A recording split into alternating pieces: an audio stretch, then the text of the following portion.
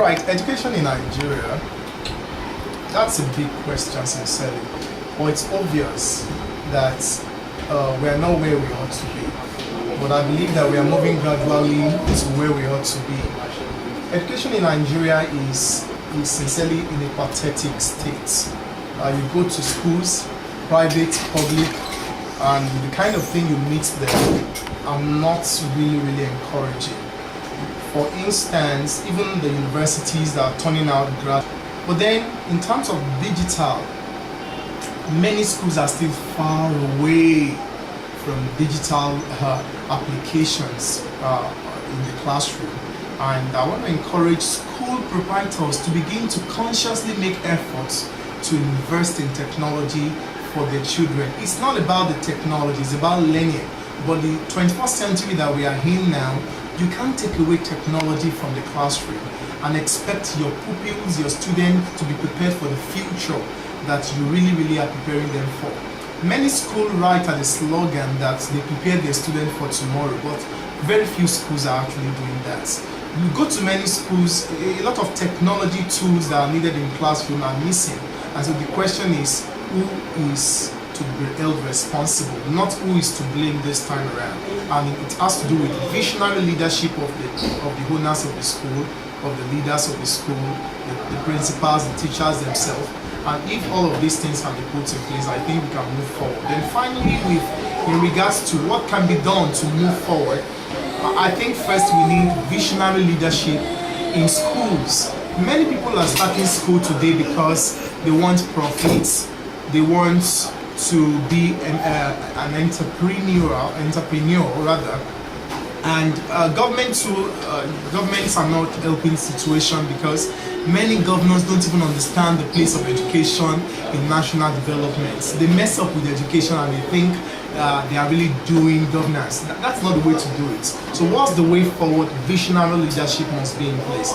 Everybody must begin to see education as a thing to give priority to. That's number one. Then I want to say parents should also be involved, because you can't leave the education of your children or of your wards to schools alone. You've got to give your children attention. You've got to provide for them. You've got to get them private lesson teachers that are good, of course, because we have a lot of, if there's anything like quack teachers out there. We have quack doctors, but I know we also have quack teachers, so you can do something about that. It's good. And I want to encourage the government. Government should invest more in education. There is nowhere in the world where you see leaders of a nation investing this little in education. Nigeria, we need to brace up in terms of our budget, what we allocate, and that is not just what the problem is. When you allocate money into education, you need to follow it up to ensure that it actually gets to where you allocate them to. It's one thing to allocate 100 billion naira, and then by the time you look at the situation of things, they've not even spent 1 billion out of that 100 billion. So we need to check where our resources going. That's one. Then I want to encourage schools to begin to pay attention to professional development of teachers. Many schools don't even think about that. It gets me worried that if you get sick as a person, you see a need to go to hospital and take drugs, but when it comes to your teachers, you don't improve them, you don't update them.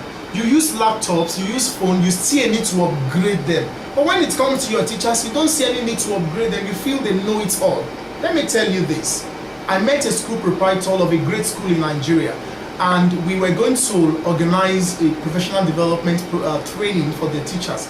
And to my amazement, the proprietor said their teachers didn't need training, that they were good, that the teachers were just the best in town, and the teachers were do you know why she said the teachers didn't need training? Because they were very old, some of them 40, some of them in their 50s, and he felt they had decades of experience, and because of that they didn't need training. I think that's just an oversight and a great blunder.